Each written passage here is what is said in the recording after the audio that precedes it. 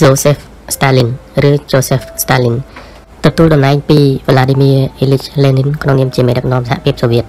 និងបានលើកតម្កើងប្រជាជាតិមួយឲ្យប្រកួតប្រជែងជាមួយសហរដ្ឋអាមេរិកក្នុងការដឹកនាំពិភពលោកក្នុងអំឡុងពេលសង្គ្រាមស៊ីវិលដែលកើតឡើងក្រោយបដិវត្តន៍រុស្ស៊ីឪពុកនិងកូនប្រុសតូចៗពីរនាក់ត្រូវបានគេនាំទៅកាន់ការិយាល័យបញ្ជាការកងទ័ពក្រហមដោយសារពួកគេជាប់ចោទថាមានសមាជិកគាំទ្រពួកកាន់អំណាចមុនបដិវត្តន៍ដោយមិនបាច់ចាំស្ដាប់ឬមានផុសតាងមេបញ្ជាការបានស្រែកថាបាញ់ចោលតាមរយៈអត្តចរិតនិងសកម្មភាពរបស់គាត់នាយទាហានទ័ពក្រហម Joseph Stalin មកក្លាយខ្លួនជាមេដឹកនាំផ្ដាច់ការរុស្ស៊ីនិងជាមេដឹកនាំរបបមួយដែលវិទីពាសពេញពិភពលោកចំពោះប្រជាជនរបស់ប្រជាជាតិលោកផ្ទាល់ច្បាប់ជាបំណងដ៏តិចតួចដែល Stalin ចង់ផ្ដល់ឲ្យរូបថតរបស់គាត់បានលេចឡើងនៅតាមជញ្ជាំងសាលារៀនរោងចក្រនិងកន្លែងសាធារណៈនានាក្នុងក្រុងម៉ូស្គូហើយសូម្បីតែនៅតាមខ្ទមតូចៗឯតំបន់ស៊ីបេរីដ៏សែនឆ្ងាយក៏គេប្រទះឃើញរូបថតរបស់ Stalin ដែរនៅទីនោះពួកអ្នកទោសបានតស៊ូរស់យ៉ាងលំបាកវេទនាដោយសារតែពួកគេហ៊ានរិះគន់បិតាជាទីស្រឡាញ់និងអ្នកសង្គ្រោះសហភាពសូវៀត Stalin ដោយគិតគូរនិងមានការប្រយ័ត្នប្រយែងខ្ពស់ Stalin កម្របង្ហាញមុខជាសាធារណៈណាស់ហើយលោកស្គាល់ចិត្តស្និទ្ធតែសហការីពី3នាក់ប៉ុណ្ណោះជាមួយនឹងការសង្ស័យសូម្បីតែក្នុងរង្វង់ថ្នាក់ដឹកនាំដ៏តូចរបស់គាត់ Stalin បានចេញបញ្ជាសម្រាប់សមមិត្តដែលបានជួយឲ្យគាត់ឡើងកាន់អំណាចដោយគ្មានមេត្តាក្នុងរាល់ការបង្ក្រាបដ៏សាហាវរបស់គាត់ Stalin បានទទួលជោគជ័យគួរឲ្យកត់សម្គាល់ដើម្បីស្ថាបនាប្រជាជាតិរុស្ស៊ីដែលនៅទន់ខ្សោយខាងឧស្សាហកម្មនិងយោធាឲ្យទៅជាមហាអំណាចពិភពលោកមួយលោកបានបង្ខំឲ្យប្រជាជនរុស្ស៊ីរាប់ពាន់នាក់ធ្វើការនៅតាមសហករណ៍កសិកម្មនិងរោងចក្រនានាអ្នកណាហ៊ានប្រឆាំងជំទាស់ត្រូវបាញ់ចោលភ្លាមៗឬក៏ចាប់បញ្ជូនទៅដាក់គុកឯតំបន់តកកស៊ីបេរីនៅឆ្នាំ1941កងទ័ពនាំមុខរបស់អាដុលហ៊ីតឡែរបានរុលឆ្ពោះមកគ្រប់មាត់ទ្វារនៃក្រុងម៉ូស្គូក្នុងនាមជាមេដឹកនាំជាតិ Stalin បានកេណ្ឌប្រមូលប្រជាជនរុស្ស៊ីឲ្យធ្វើពលកម្មដ៏ក្លាហាននិងគួរឲ្យរន្ធត់ដើម្បីទប់ទល់ដំណើររុលទៅមុខរបស់ពួកណាស៊ីដែលទំនងជាពុំអាចបង្ក្រាបបានតែកងទ័ពកម្លាំងរបស់លោកបានវាយឈ្នះពួកហ៊ីតឡែរជាយថាហេតុក្រោយពេលសង្គ្រាមលោកបានចាត់ចែងឲ្យមានការស្ថាបនាទឹកដីដ៏ខ្ទេចខ្ទាំរបស់លោកឡើងវិញក្រោយមកដែលមានសភាវុធបរមាណូលោកបានចាប់ផ្ដើមប្រឡងប្រណាំងជាមួយសហរដ្ឋអាមេរិកដែលជាសសរទ្រូងរបស់សម្ព័ន្ធមិត្តមិនមែនកុម្មុយនីសវាជាការពិតដែលថា Joseph Stalin ជាកំពូលមេដឹកនាំម្នាក់ក្នុងប្រវត្តិសាស្ត្រដែលពោរពេញទៅដោយភាពកាចសាហាវតែសមិទ្ធផលធំធេងរបស់គាត់បានកំណត់សម្រាប់ជីវភាពរបស់មនុស្សរាប់លានអ្នកនៅលើពិភពលោកមានរឿងរ៉ាវជាច្រើនទាក់ទងនឹងរូបលោកជាពិសេសក្នុងជីវិតផ្ទាល់ខ្លួនលោកដែលរហូតមកដល់សប្តាហ៍នេះនៅតែជារឿងអាថ៌កំបាំងមួយឈ្មោះពិតប្រាកដរបស់គាត់គឺ Joseph Jogash-Levy លោកបានកើតនៅឆ្នាំ1879ក្នុងទីប្រជុំជនតូចមួយក្បែរសមុទ្រខ្មៅក្នុងខេត្តសូកស៊ីរុស្ស៊ីលំនៅឋានដំបូងរបស់គាត់គឺផ្ទះជួលដែលមានបន្ទប់តូចមួយនិងបន្ទប់ក្រោមដីមួយប៉ុណ្ណោះគ្រឿងសង្ហារិមនៅទីនោះរួមមានតុមួយជាមួយនឹងកៅអី4ក្រែមួយដែលក្រាលដោយកន្ទេលចម្បាំងនិងចង្កៀងអគ្គិសនីមួយប៉ុណ្ណោះ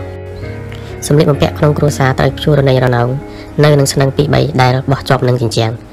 ការចម្អិនអាហារប្រព្រឹត្តទៅនៅក្នុងបន្ទប់ក្រោមដីប៉ុន្មានឆ្នាំក្រោយមកផ្ទះកំណើតរបស់ Joseph Stalin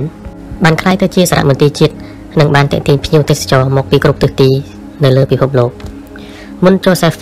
ចាប់កំណើតអ្នកស្រីគេម្ដាយរបស់គាត់បានប្រោលកំណើតកូនប្រុស3នាក់រួចជាស្រេចទៅហើយ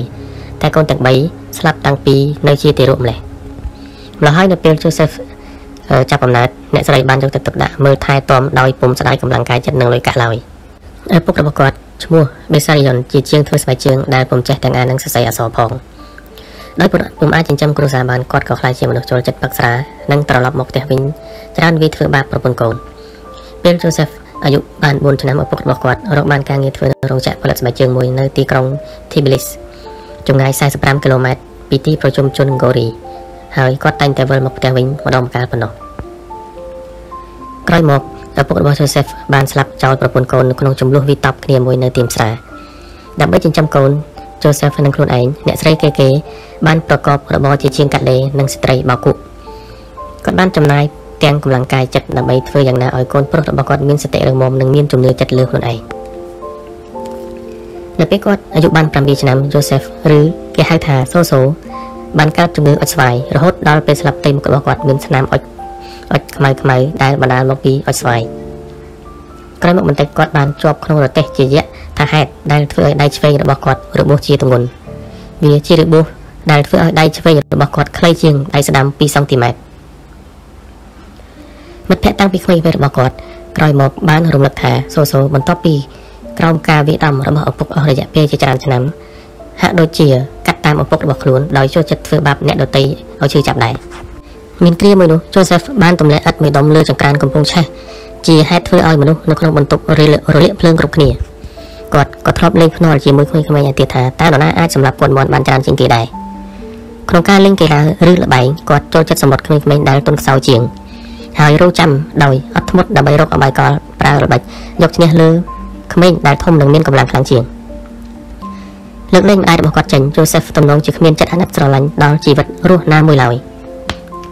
ម្ដាយរបស់សូសង្ឃឹមថាកូនរបស់គាត់នឹងក្លាយជាអ្នកបុស្សម្នាក់នៅព្រះវិហារ Orthodox រុស្ស៊ីហេតុនេះហើយសូបានទៅរៀននៅសាលាដែលឧបត្ថម្ភដោយព្រះវិហារគាត់បានទទួលការជួយទំនុកបម្រុងជាពិសេសនៅឯសាលាដូចជាបន្ទប់ស្នាក់នៅអាហារថ្លៃឈ្នួលរៀនព្រមទាំងបានទៅចូលរួមសិក្ខាសាលាទ្រឹស្ដីសាសនានៅទីក្រុង Tbilisi ដែលអ្នកបួសត្រូវហ្វឹកហាត់ទៀតផងតាមពិតសូគ្មានបំណងខ្លាចខ្លួនជាអ្នកបួសឡើយត្រឹមអាយុ13ឆ្នាំគាត់ចាប់ផ្ដើមលែងជឿលើព្រះផ្ទុយទៅវិញវីរបុរសរបស់គាត់គឺកូបាដែលជាវីរបុរសក្នុងសៀវភៅរឿងនិងដែលពុះពៀដើម្បីបំផាត់សេរីភាពរបស់រដ្ឋ Georgia ចេញពីការត្រួតត្រារបស់រុស្ស៊ីកូបាជាអ្នកការពារជនក្រីក្រនិងអស់សង្ឃឹមគាត់បានតស៊ូដើម្បីបដិវត្តរហូតដល់អាយុ18ឆ្នាំ Joseph លែងធ្វើពើថាគាត់ជាមនុស្សមានជំនឿលើព្រះទៀតហើយជាលទ្ធផលលោកត្រូវបានគេបណ្តេញចេញពីអង្គសិក្ខាសាលាតែលោកពុំអាចអន់ចិត្តអ្វីឡើយដោយពុំអាចបម្រើព្រះបានលោកបានសម្រេចចិត្តលះបង់ខ្លួនដើម្បីឧបហេតុថ្មីមួយគឺបដិវត្តគឺការតស៊ូក្នុងនាមប្រជាជនក្រីក្រដែលត្រូវគេជិះជាន់ដើម្បីធ្វើដូច្នេះលោកបានសម្រេចទទួលយកអត្តសញ្ញាណថ្មីនិងសូម្បីតែឈ្មោះក៏ថ្មីដែរគឺកូបាតាំងពីមុនត្រូវគេបណ្តេញចេញពីអង្គសិក្ខាសាលាមកម្លេះយុវជន Stalin គឺជាជនបាក់និយមដែលដើរតាមគំនិតអ្នកប្រាជ្ញអាល្លឺម៉ង់កាលម៉ាក់និងមិត្តរបស់គាត់ Friedrich Engels ដែលជាអ្នកបង្កើតប្រព័ន្ធលទ្ធិកុម្មុយនីសមុនគេយោងតាម Marx និង Engels ប្រវត្តិសាស្ត្រទាំងមូលគឺជារឿងរ៉ាវស្ដីពីអ្នកមានជិះជាន់អ្នកក្របរិះទាំងពីរបានសរសេរថាទីបំផុតបដិវត្តនឹងផ្ទុះឡើងហើយពិភពលោកទាំងមូលនឹងផ្លាស់ប្ដូរភាពក្រីក្រលំបាកនឹងលែងមានឯពិភពលោកនឹងក្លាយទៅជាឋានសួគ៌សម្រាប់កម្មករ Joseph Stalin ជឿថាក្នុងនាមជាវីរបុរសកូបា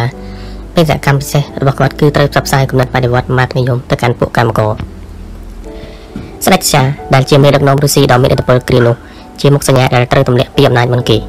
ក្រោយមករដ្ឋកុម្មុយនីសមួយអាចត្រូវបង្កើតឡើងសម្រាប់ប្រជាប្រយោជន៍ដល់ប្រជាជនរុស្ស៊ីទាំងអស់ដើម្បីសម្រេចគោលដៅទាំងនេះកូបាបានព្យាយាមបញ្ចុះបញ្ចូលឲ្យកម្មករផ្លូវដែកធ្វើកោតកម្មលោកបានរៀបចំធ្វើការប្រជុំមហាជនដើម្បីប្រឆាំងតវ៉ានៅទីក្រុង Tbilisi នៅពេលតបសេះសម្រុកចូលក្នុងហ្វូងកម្មករហើយសម្រាប់ពួកគេអស់ជាច្រើនកូបាហិចរីក្រៃលែងគាត់គិតថាកាលណាការបង្ហូរឈាមលើបាតកោកាន់តែមានខ្លាំងឡើងកាលណាពេលនោះការប្រជុំប្រឆាំងមហាជនដើម្បីប្រឆាំងរដ្ឋាភិបាលនិងបដូររំលំស្ដេចសាកាន់តែកើនមានឆាប់ប៉ុន្មានឆ្នាំក្រោយមកកូបាបានក្លាយជាកម្មករនិយមជ្រុលម្នាក់សម្រាប់បបហេតុបដិវត្តនៅឆ្នាំ1502គាត់ត្រូវបានប៉ូលីសចាប់ខ្លួនហើយបញ្ជូនចូលគុកនៅហ្សកស៊ីខាងលិចទោះជានៅក្នុងគុកក៏ដោយក៏លោកបានដឹងពីការបែកបាក់នៅក្នុងផ្ទៃក្នុងគណៈបកប្រជាធិបតេយ្យសង្គមរុស្ស៊ីដែរក្រុមមួយរបស់គណៈបកនេះដែលដឹកនាំដោយ Vladimir Ilyich Lenin និយាយថាក្រោយបដិវត្តទទួលបានជោគជ័យរដ្ឋាភិបាលថ្មីមួយនឹងត្រូវដឹកនាំដោយក្រុមមេដឹកនាំបដិវត្តមេដឹកនាំមួយក្រុមតូចនោះនឹងធ្វើការសម្រេចចិត្តគ្រប់កិច្ចការទាំងអស់សម្រាប់ឋានសួគ៌កម្មករតាំងពីដំបូងម្ល៉េះ Joseph Stalin បានយល់ស្របជាមួយទស្សនៈ Lenin និងក្រុមរបស់គណៈបកប្រជាធិបតេយ្យសង្គមដែលក្រោយមកត្រូវគេស្គាល់ថាជាគណៈបក Bolshevik ទោះជាពុំដែលជួបមុខក៏ Lenin បានក្លាយជាវីរបុរសក្នុងចិត្តរបស់ Joseph Stalin ហើយដែលលោកឲ្យរហស្សនាមថាឥន្ទ្រីព្រៃភ្នំរបស់បដិវត្តដែលនឹងមកដល់នៅពេលខាងមុខកូបាបានត្រូវចាប់បញ្ជូនទៅដាក់គុកនៅស៊ីបេរីដ៏ត្រជាក់ស្រៀបជាអចិន្ត្រៃយ៍ដោយសារតែសកម្មភាពបដិវត្តរបស់គាត់តែគាត់បានលួចរត់ចេញពីគុកហើយក្រោយមកបានដឹកនាំការវាយឆ្មក់មួយចំនួនរួមទាំងការប្លន់ធនាគារមួយនៅកណ្ដាលក្រុងកំណើត Tbilisi របស់គាត់ផង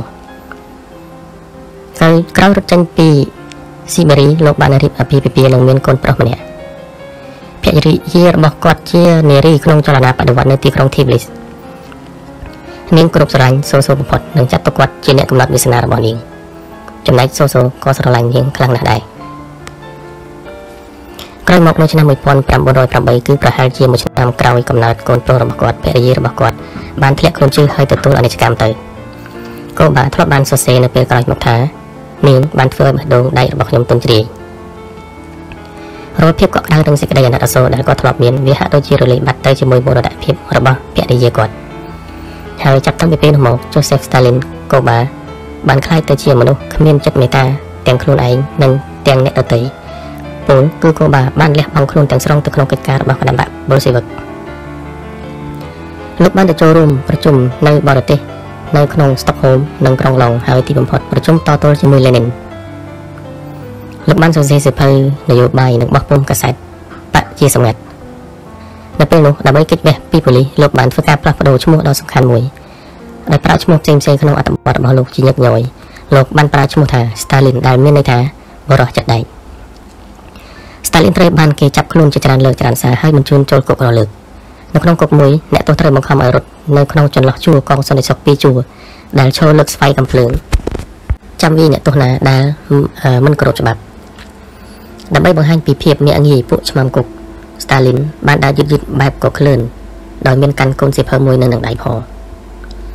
ទោះជាត្រូវវាដំរហូតដល់ចិញ្ចៀម Stalin ពុំស្រែកឬបង្ហាញនូវភាពជឿចាប់ឡើយប៉ុន្មានឆ្នាំក្រោយមកអ្នកទោសផ្សេងទៀតនៅចងចាំពុំភ្លេចឡើយពីការត្រួតត្រាអារម្មណ៍ដ៏ត្រជាក់របស់គាត់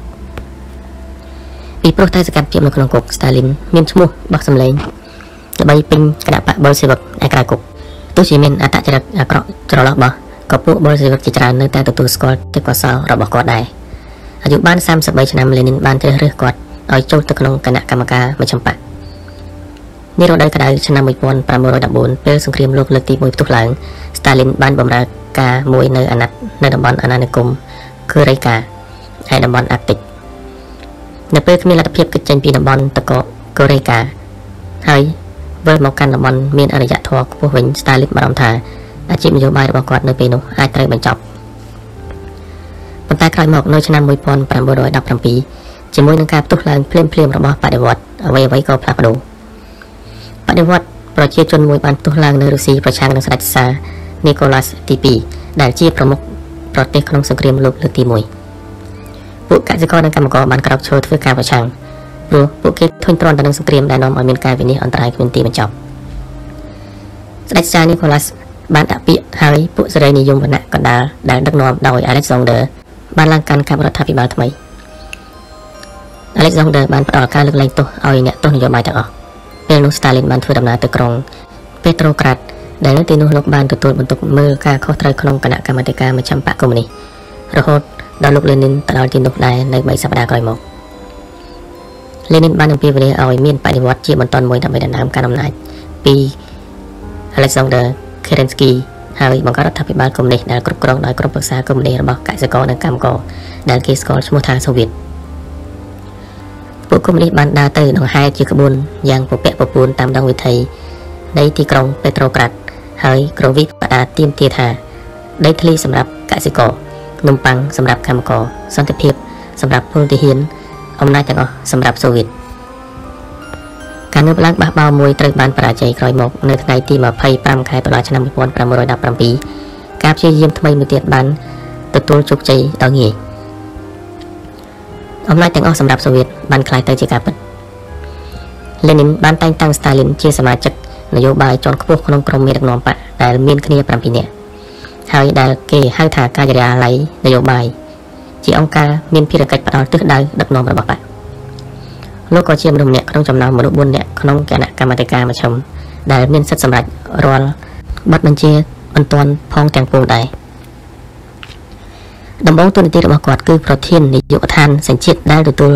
ខុសត្រូវក្នុងការបង្រួបបង្រួមជាតិសាសន៍ផ្សេងៗគ្នាជាច្រើនឲ្យក្លាយទៅជាសហភាពសូវៀតក៏ប៉ុន្តែដូចជាមេដឹកនាំបកផ្សេងៗទៀតដែរលោកត្រូវដើរតួនាទីមួយនៅក្នុងការតស៊ូផ្នែកយោធាទៀតដើម្បីធ្វើឲ្យរដ្ឋាភិបាលកុម្មុយនីសសូវៀតមានលទ្ធភាពតទល់នឹងប្រជាជាតិសម្ព័ន្ធមិត្តប្រទេសទាំងនោះជាពិសេសអង់គ្លេសបារាំងនិងសហរដ្ឋអាមេរិកក្រោយមកបានព្យាយាមទប់ទល់បដិវត្តន៍ Lenin ហើយរារាំងការរីករាលដាលនៃលទ្ធិកុម្មុយនីសទៅកាន់ប្រទេសនានាលើសកលលោកនៅក្នុងចំនួនដ៏ជូរចត់មួយដែលប្រើពេលរហូតដល់ឆ្នាំ1921 Stalin យល់ឃើញថាខ្លួនលោកជាបុគ្គលក្នុងលំដាប់ទី2ដែលបានទទួលការគោរពស្រឡាញ់របស់ Lenin គឺនៅក្រោយតែលោក Leon Trotsky តែប៉ុណ្ណោះមានគ្រាមួយនោះនៅទីក្រុង Sarytsin ដែលឥឡូវគេហៅថាជាទីក្រុង Volgograd Trotsky បានទាមទារឲ្យ Lenin ដក Stalin ចេញពីសមរភូមិអំណាចនេះដោយសារតែភាពល្ងងខ្លៅយុទ្ធសាស្ត្ររបស់គាត់ដើម្បីទុកមុខមាត់ឲ្យ Stalin Lenin បានបញ្ជូនគាត់ត្រឡប់ទៅទីក្រុង Petrograd តាមរថភ្លើងពិសេសមួយ Stalin ពុំដែលបំភ្លេចរឿងដែល Trotsky ធ្វើឲ្យលោកអាម៉ាស់មុខនៅ Sarytsin នោះទេលោកក៏ពុំបានបោះបង់ភាពច្រណែននឹង Trotsky ដែលជាបុគ្គលពុំធ្លាប់ទទួលការស្រកស្រត់អំណាចដែរម្យ៉ាងវិញទៀត Stalin ជាមនុស្សដែលពុំបានរៀនចប់មហាវិទ្យាល័យមិនសូវស្និទ្ធស្នាលនិងត្រូវដកចេញពីមុខតំណែងជាសាធារណៈថែមទៀតចំណែក Trotsky បានទទួលការអប់រំយ៉ាងជ្រៅជ្រះជាវាគ្មិនដ៏ពូកែនិងថែមទាំងជាអ្នកនិពន្ធយ៉ាងវិសេសថែមទៀតកាលពីនេះ Trotsky ដែលមានឈ្មោះពិត Lev Davidovich Prostyn គឺជាជនជាតិស្វីសម្នាក់មិនខុសពីជនជាតិរុស្ស៊ីជាច្រើនទៀតទេ Stalin ស្អប់ពួកស្វីសណាស់ក្រោយពី Stalin ជួប Trotsky Stalin បានផ្ដើមចាត់ទុកពួកកុម្មុយនីសស្វីសជាពួកកំសាកដោយសារតែពួកគេពុំចូលចិត្តយកការបង្ហូរឈាមជាមធ្យោបាយដណ្ដើមអំណាចនៅពេលដែលសង្គ្រាមស៊ីវិលរុស្ស៊ីចេះតែបន្ត Trotsky បានធ្វើខ្លួនគាត់ឲ្យកាន់តែល្បីរន្ទឺថែមទៀតកងទ័ពក្រហមបានដណ្ដើមជោគជ័យមួយហើយមួយទៀតរហូតដល់ដំណាច់ឆ្នាំ1521រុស្ស៊ីបានធ្លាក់ក្នុងកណ្ដាប់ដៃសូវៀតទាំងស្រុងទីបំផុតបដិវត្តន៍បានសម្រេចសពគ្រប់ក្នុងពេលជាមួយគ្នានោះ Stalin បានរៀបការម្ដងទៀតម្ដងនេះកូនក្រមុំរបស់គាត់គឺនារីអាយុ16ឆ្នាំឈ្មោះ Nadia Alliluyeva ដែលជាកូនស្រីរបស់មេដឹកនាំប៊ុលសេវិកម្នាក់ជាមួយនឹងរូបសម្ផស្សដ៏ស្រស់ត្រកាលអាកប្បកិរិយាសមរម្យនិងសម្ដីពីរោះនាងមានលក្ខណៈផ្ទុយស្រឡះពី Stalin ដែលមានសម្ដីត្រគោះនិងអាយុសមធ្វើជាឪពុករបស់នាងបានដោយមានកម្ពស់តែ 1.72 m Stalin នៅដឹងខ្លួនទៀតថានៅលើផ្ទៃមុខរបស់គាត់មានស្នាមអុច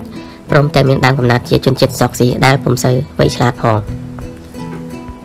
ភរិយាវ័យក្មេងណាត់យ៉ាទទួលការបញ្ជោយកចិត្តយកថ្លើមតែក្រោយមកនាងបានជាប់ស្នេហ៍នឹងបរិសុទ្ធផ្សងព្រេងវ័យចំណាស់ Stalin ទោះជាមានវ័យក្មេងក៏នាងធ្វើការឲ្យ Lenin បានដែរដោយទទួលភារកិច្ចបញ្ជូនដំណឹងនិងបកប្រែសារសម្ងាត់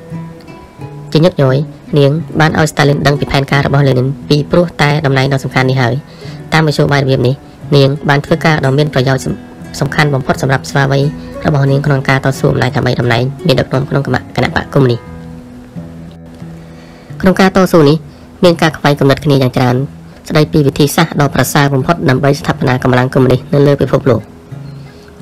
ដោយការរំពឹងទុកមែន Trotsky និង Stalin បានឈរខាងភាគីប្រឆាំងម្ខាងក្នុងការពិភាក្សាបានន័យថា Trotsky និង Stalin នឹងមានគំនិតអត់ស្របគ្នា Trotsky បាននិយាយថាត្រូវឲ្យមានសេរីភាពនិងលទ្ធិប្រជាធិបតេយ្យច្រើនឡើងនៅសហភាពសូវៀតដើម្បីជាគំរូឲ្យប្រទេសផ្សេងទៀតដើរតាមសម្រាប់ Stalin ប្រទេសរុស្ស៊ីជាមូលដ្ឋានតែមួយគត់សម្រាប់បន្តសកម្មភាពបដិវត្តន៍ពាសពេញពិភពលោកម្យ៉ាងទៀត Stalin បានជំទាស់នឹងការផ្ដល់សេរីភាពថែមទៀតដល់ប្រជាជនរុស្ស៊ីគាត់ជឿលើការគ្រប់គ្រងរឹងត្អឹងនិងដាក់ទោសទៅលើប្រជាជន Stalin បាននិយាយថាលទ្ធិកុម្មុយនីសនឹងត្រូវស្ថាបនារឹងមាំក្នុងកណ្ដាប់ដៃប្រទេសតែមួយគត់គឺរុស្ស៊ីក្រោយមកប្រទេសផ្សេងទៀតនឹងធ្វើតាមគំរូរុស្ស៊ីហើយជាបណ្ដាពួកគេនឹងឡោមព័ទ្ធប្រជាជាតិមូលធននិយមដោយរួមទាំងសហរដ្ឋអាមេរិកអង់គ្លេសនិងបារាំងផងទីបំផុតមូលធននិយមនឹងត្រូវកំទេចទាំងស្រុងនៅពេល Lenin នៅរស់និងមានសុខភាពមាំមួនគាត់អាចគ្រប់គ្រងនិងរក្សាភាពស្ងប់ស្ងាត់រវាង Trotsky និង Stalin បានតែនៅខែឧសភាឆ្នាំ1522សរសៃឈាមក្នុងខួរក្បាលរបស់ Lenin បានបែកធ្លាយធ្វើឲ្យគាត់ងាប់ផ្នែកខ្លះនៃរាងកាយដោយពុំអាចនិយាយឬសរសេរបានឡើយក្នុងរយៈពេល 2-3 ខែក្រោយមក Lenin បានគ្រាន់បើឡើងវិញសន្សឹមតែលែងរងមាំនឹងស្វាហាប់ដូចមុនទៀតក្នុងការបញ្ជាទៅកាន់អ្នកក្រោមបង្គាប់ក្នុងពេលជាមួយគ្នា Stalin បានប្រើល្បិចយ៉ាងប៉ិនប្រសប់ក្នុងការរក្សាអំណាចដោយប្រើប្រាស់មិត្តភ័ក្តិដើម្បីធ្វើឲ្យលោកជាប់ឆ្នោតជាអគ្គលេខាធិការបកកុម្មុយនីសតែវាដូចជាយឺតពេលបន្តិច Trotsky បានដឹងពីអ្វីដែលនឹងកើតឡើងជាស្រេច Lenin មានគម្រោងឡើងនិយាយប្រឆាំងនឹងជនកំណើតសុកស៊ីដ៏ក្អេងក្អាងនេះក្នុងនាមជាសមាបកមួយតែនៅខែមករាឆ្នាំ1924ជំងឺសរសៃឈាមក្នុងខួរក្បាលម្ដងទៀតបានបញ្ចប់ជីវិតរបស់ Vladimir Ilyich Lenin ទៅមុនគាត់ស្លាប់ Lenin បានបញ្ជាក់ច្បាស់ថាពលករលែងទុកចិត្ត Stalin ហើយគាត់សរសេរថា Stalin ជាមនុស្សកំរោលហើយកំហុសនេះពុំអាចទទួលយកតំណែងអគ្គលេខាធិការបកបានទេដូច្នេះខ្ញុំស្នើដល់សមាមិត្តរកមធ្យោបាយដក Stalin ចេញពីមុខតំណែងហើយប្រគល់វាទៅឲ្យអ្នកផ្សេងដែលស្មោះត្រង់សុភាពនិងចេះគិតគូរដល់សមាមិត្តជាមួយនឹងមរណភាពរបស់ Lenin Stalin បានហក់ចូលយ៉ាងរស់រានដើម្បីបណ្ដេញ Trotsky ចេញពីរដ្ឋមន្ត្រីសង្គ្រាមនិងក្រោយមកទៀតបង្ខំឲ្យ Trotsky ដែលជាវីរបុរសបដិវត្តម្នាក់ចាក់ចេញពីប្រទេសទៀត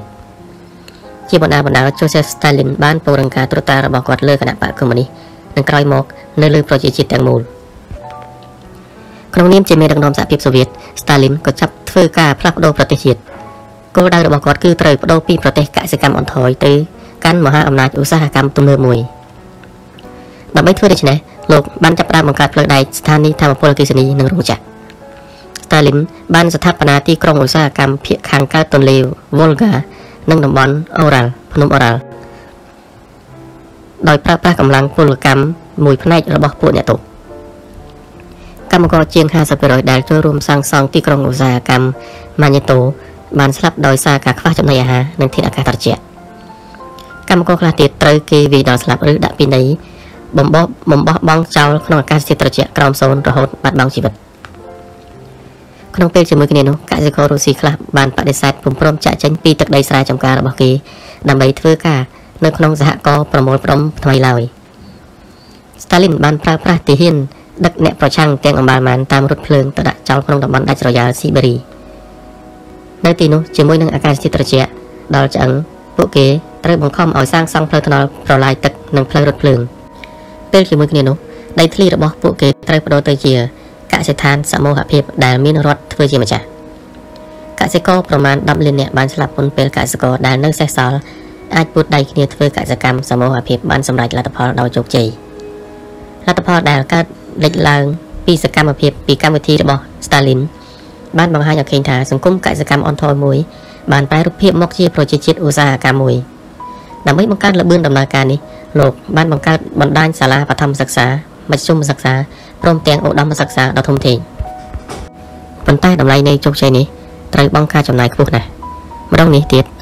រុស្ស៊ីត្រូវគ្រប់គ្រងបែបរឹងត្អឹងដោយកាលពីមុនបដិវត្តដែរគុកនិងជំរំអប់រំបានត្រូវគេប្រទះខេងគប់ទីកន្លែងពីមុតមកវិចនៃការិយាល័យរបស់គាត់ Stalin អាចមើលឃើញបន្ទប់គុកគួរឲ្យភ័យខ្លាចរបស់ប៉ូលីសសម្ងាត់របស់គាត់ដែលគេស្គាល់ឈ្មោះថា CK GPU NKVD និង KGB ដោយអង្គុយក្នុងតំណែងជាស្ដេចសារគួរឲ្យព្រឺខ្លាចគាត់បានចំណាយករាល់កម្លាំងកាយនិងប្រាជ្ញាទាំងអស់ដើម្បីលុបដំប្រជាជនរុស្ស៊ីឲ្យធ្វើតាមបំណងរបស់គាត់ Stalin តែងមានការប្រុងប្រយ័ត្នគ្រប់ពេលដើម្បីរក្សាអំណាចរបស់គាត់ហេតុដូច្នេះទើបប៉ូលីសសម្ងាត់របស់គាត់ចាំឃ្លាំមើលនៅគ្រប់ទីកន្លែងពួកគេលួចស្ដាប់ការនិយាយតាមទូរស័ព្ទនិងការសន្ទនាជាឯកជននៅតាមទីសាធារណៈនានាការលើកទឹកចិត្តនិងផ្ដល់រង្វាន់បានប្រគល់ទៅឲ្យក្មេងណាដែលរាយការណ៍ប្រាប់ប៉ូលីសពីការរិះគន់របស់ឪពុកម្ដាយខ្លួនចំពោះរដ្ឋាភិបាលចាប់ពីដើមឆ្នាំ1934 Stalin ត្រូវនាំយកប៉ូលីសសម្ងាត់ធ្វើបញ្ជីឈ្មោះជូនយ៉ាងទៀងទាត់ពីជនទាំងឡាយណាដែលគេសង្ស័យថាជាខ្មាំងឈ្មោះណាមួយនៅក្នុងបញ្ជីឲ្យតែ Stalin គូសចំណាំមិនយូរប៉ុន្មានអ្នកនោះច្បាស់ជាត្រូវគេចាប់ខ្លួននិងបាញ់សម្លាប់ចោលដោយគ្មានការវិនិច្ឆ័យទោសជាមិនខានចរិតប្រាជ្ញានិងភាពកាចសាហាវរបស់គាត់បានស្ដែងឲ្យឃើញនៅក្នុងឃ្លាមួយដែលគាត់សរសេរថាក្នុងជីវិតគ្មានអ្វីផ្អែមល្ហែមជាងការសងសឹកការឃ្លាំមើលសត្រូវដេករងចាំពួកវាហើយក្រោយពីចាក់សម្លាប់វាវិលទៅដេកវិញដើម្បីយល់សប្តិល្អឡើយនៅឆ្នាំ1936និង37 Stalin បានចាប់អតីតសមាជិកប៊ុលសេវិកជាច្រើនយកទៅកាត់ទោសហើយសម្លាប់ចោលស្ទើរអស់ទីបំផុតនៅរដូវក្តៅឆ្នាំ1940 Stalin បានជួលឃាតករម្នាក់ឲ្យតាមសម្លាប់លេអុង Trotsky រហូតដល់កន្លែងនិរទេសខ្លួននៅប្រទេសមិចស៊ិកដោយឃាតករបានវាយបំបែកក្បាលមហាវីរបុរសបដិវត្តមួយរយៈកាលរូបនេះនិងដំបងដៃខ្លីមួយភរិយាផ្ទាល់របស់ Stalin នាងណាត់យ៉ាបានសូមអង្វរឲ្យស្វាមីរបស់ខ្លួនឈប់ធ្វើវិសុទ្ធកម្មយ៉ាងសាហាវឬការបោះសម្អាតខ្លាំងនេះចោលទៅនៅពេល Stalin បដិសេធនាងគំរាមលែងលះហើយទីបំផុតក្រោយពីការឆ្លោះប្រកែកគ្នាដ៏ជូរចត់មួយណាត់យ៉ាបានវិលទៅកាន់បន្ទប់ទាញកំភ្លើងតម្រង់ក្បាលខ្លួនឯងហើយក៏ធ្វើអត្តឃាតបញ្ចប់ជីវិតទៅ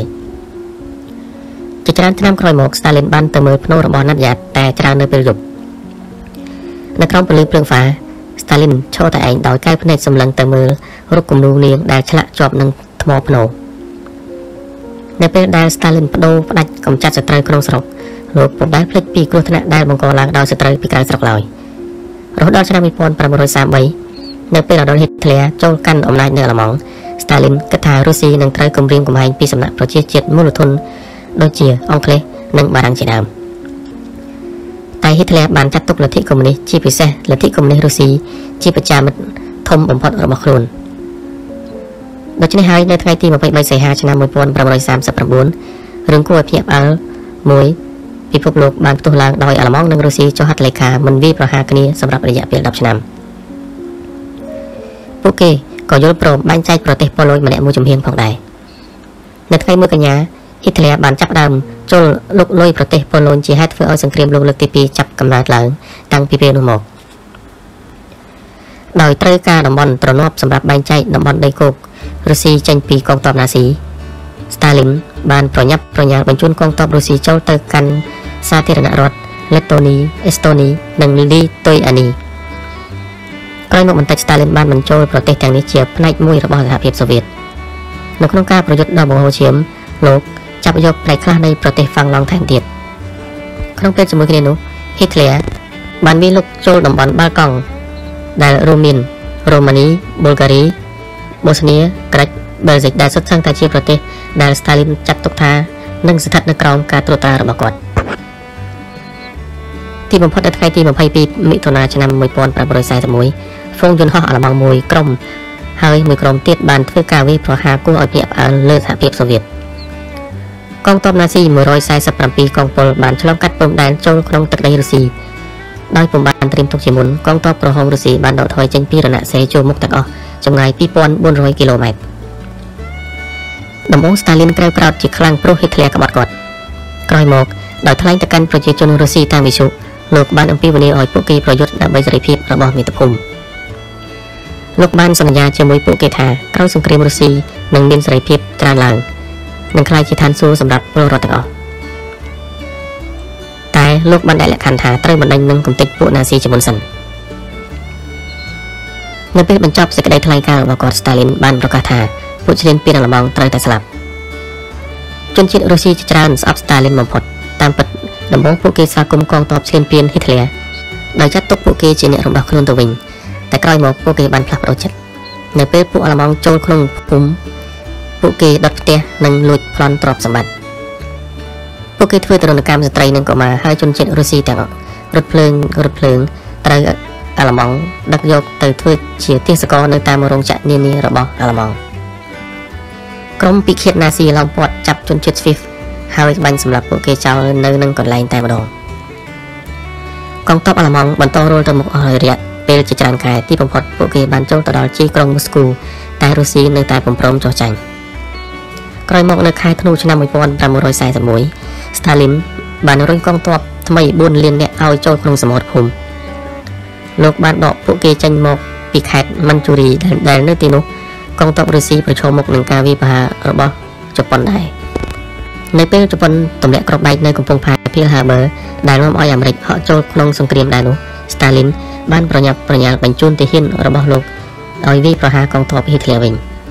ដោយកងទ័ពអាល្លឺម៉ង់ពុំបានប្រុងប្រៀបខ្លួនសម្រាប់អាកាសធាតុត្រជាក់បំផុតនាសេសរដូវនៅរុស្ស៊ីកងទ័ព Stalin បានមានប្រៀបក្នុងសមរភូមិជាច្រើនខែកន្លងផុតទៅភាគីទាំងសងខាងបានទទួលរងការខូចខាតយ៉ាងដំណំរៀងៗខ្លួនតែដោយឡែកនៅទីក្រុង Leningrad និង Stalingrad ពួកណាស៊ីបានទទួលបរាជ័យយ៉ាងធ្ងន់ធ្ងរមកដល់ត្រឹមនេះអាល្លឺម៉ង់យល់ឃើញថាខ្លួនពុំអាចទប់ទល់នឹងកងកម្លាំងរុស្ស៊ីបានឡើយហើយក៏ដកទ័ពថយជាបណ្ដា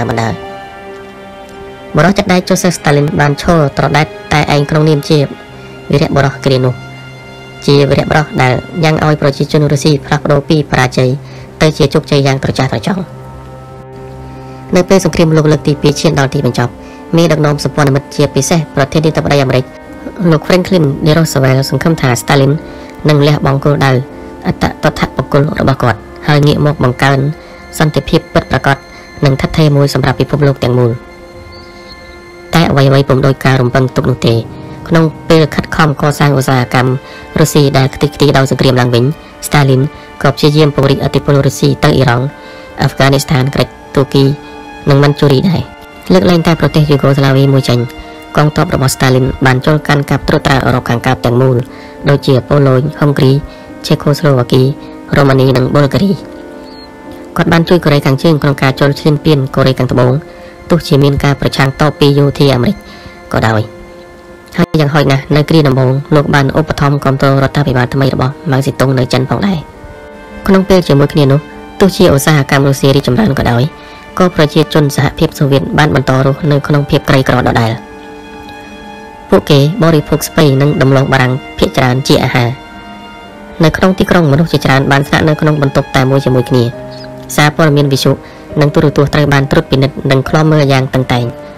ដូច្នេះពលរដ្ឋសូវៀតយល់ដឹងអ្វីដែល Stalin ចង់ឲ្យដឹងតែប៉ុណ្ណោះសមាជិកប៉ូលីសសម្ងាត់មាននៅគ្រប់ទីកន្លែងដោយបង្កើតឲ្យមានបរិយាកាសភ័យខ្លាចនិងសង្ស័យគ្នាទៅវិញទៅមកក្រោយមកនៅថ្ងៃទី1មិនិនាឆ្នាំ1953សរសៃឈាមក្នុងខួរក្បាល Stalin បានបែកធ្លាយហើយ4ថ្ងៃក្រោយមក Joseph Stalin បានលាចាកលោកយើងនេះក្នុងអាយុ73ឆ្នាំនៅក្នុងថ្ងៃបុណ្យសពរបស់គាត់ការច្រៀងរាំដ៏សប្បាយរីករាយបានកើតមាននៅតាមដងវិថីក្រុងមូស្គូគណៈដែលបុរសស្ត្រីនិងកុមាររាប់លានអ្នកនាំគ្នាមកកាន់ទីលានក្រហមដើម្បីគោរពមេដឹកនាំរបស់គេជាលើកចុងក្រោយរហូតមកទល់បច្ចុប្បន្នមិនថាមានជំនឿនយោបាយអ្វីទេអ្នកប្រវត្តិសាស្ត្រពុំអាចមិនទទួលស្គាល់សមិទ្ធផលដ៏ធំធេងរបស់ Stalin បានឡើយលោកបានបង្កើតប្រទេសរុស្ស៊ីឲ្យក្លាយទៅជាមហាអំណាចយោធានិងមនោគមវិជ្ជានយោបាយមួយយ៉ាងធំដោយសារតែរូបលោកទំនប់ប្រឡាយស្ថានីយ៍ថាមពលអគ្គិសនីនិងរោងចក្របានផុសឡើងព្រមព្រៀងនៅគ្រប់ទីកន្លែងក្នុងសហភាពសូវៀតជាការពិតណាស់ដែលថាសមិទ្ធផលទាំងនេះបានកើតឡើងជាមួយនឹងជំរំពលកម្មទេសកលគុកនិងការធ្វើទរណកម្មដែលសុទ្ធសឹងជាបូជនីយដ្ឋានរស់រវើកសម្រាប់ការដឹកនាំរបស់គាត់តាមរយៈការប្រើកម្លាំងគ្មានមេត្តា Stalin បានបង្កើតឡើងនៅសង្គមបែបថ្មីមួយសមដូច Nikita Khrushchev អ្នកស្នងតំណែងពី Stalin ម្នាក់ក្នុងចំណោមមេដឹកនាំសូវៀតបានសរសេរថានិយាយពីបុគ្គលិកលក្ខណៈរបស់ Stalin មានចំណុចខ្លះគួរឲ្យកោតសរសើរនិងខ្លះបង្ហាញពីភាពសាហាវឃោឃៅចំណាប់អារម្មណ៍របស់ Khrushchev អាចជាសង្ខេបសកម្មភាពរបស់ Stalin ក្នុងការចូលរួមចំណែកក្នុងប្រវត្តិសាស្ត្រមនុស្សលោកបាទប្រវត្តិរបស់ Stalin សូមចប់តែប៉ុណ្ណេះសូមជួយ Subscribe Channel និង Like សូមអរគុណបាទសូមជម្រាបលា